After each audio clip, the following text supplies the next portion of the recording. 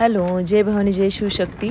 Finally 2-3 महिन्यानंतर मी blog बनवते आहे. मध्यंतरी थोडंसं बिझी स्केड्यूल होतं म्हणून ब्लॉग मी बनवला नाही. तर आज आपण जातो आहे पुणे टू डायरेक्ट तुळापूर. हडपसरवरून निघालेली आहे. सकाळी निघाली होती 6:30ला, त्यामुळे लवकर पोचली. पाहू शकता हे मेन आपली कमान आहे तुळापूरची.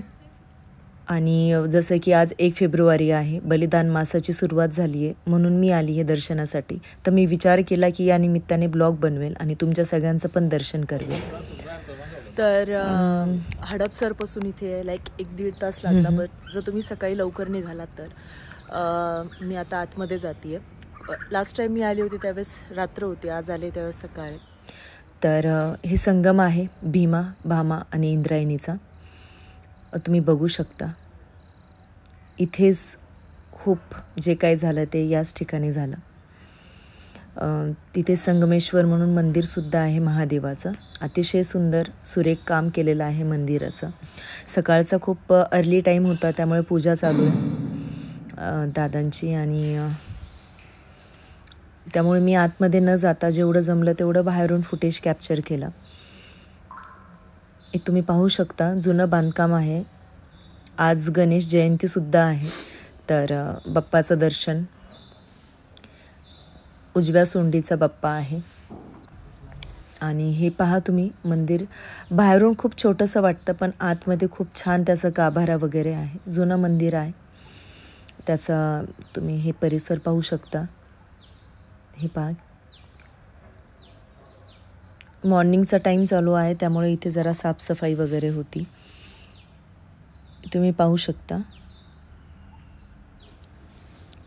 आणि हे स्मारक महाराजांचं याच आवारामध्ये. अजून सूर्य पण उगवला नाही, तोच आम्ही जाऊन पोचलो होतो, कारण आज पूजा होती. तर पूजा करून मला जेवढं शक्य झालं तेवढं मी फुटेज कॅप्चर केलं राजांचा. आणि आता मी तुम्हाला समाधीचं मेघडंबरी दाखवणार आहे. हे पहा राजांचं समाधी आहे. इथे नुकतीच पूजा झाली आहे.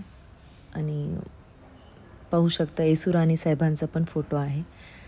फलक आहे एक, राजांचे चरण.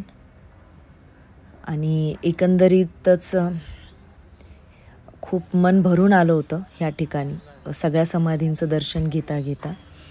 कारण ही जे याला मी मंदिरच बोलेल, कारण मंदिरासारखंच इथं फील झालं.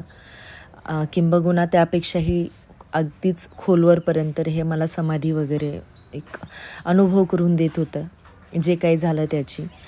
बलिदान मास आहे, त्यामुळे आता आपण हे पहा, हे कवी कलशांची सुद्धा समाधी इथे आहे. ही समाधी पाहून खरंच सांगते अश्रू अनावर झाले. आणि यानंतर मग एकंदरीतच आजचा ब्लॉग मी इथेच संपवते. छोटा मिनी ब्लॉग आहे. आय होप खूप टाईमनंतर पोस्ट करते तर तुम्हाला आवडेल. तर